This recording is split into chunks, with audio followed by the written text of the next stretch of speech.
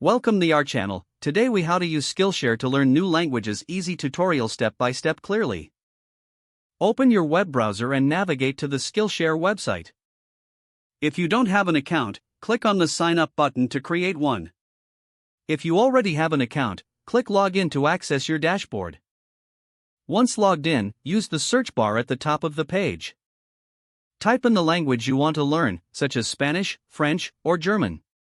Press enter to see the results related to your search. Browse through the available classes listed on the page.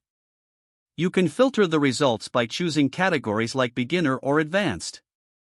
Select a class that suits your learning level and interest. Click on the class title to open the course details.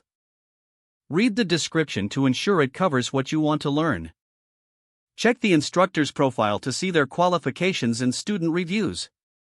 Once you're ready, click the Enroll button to start the course. You will have access to all the video lessons and materials. Take the time to follow along with the lessons at your own pace. Utilize the class projects, if available, to practice what you've learned. Engage with other students in the class by leaving comments or questions.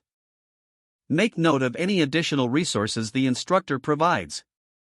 Set a schedule for yourself to regularly practice the language. Use Skillshare's mobile app for learning on the go, if you prefer.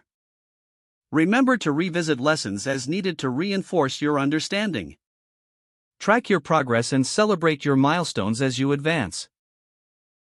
Continue exploring other classes for a well-rounded language experience.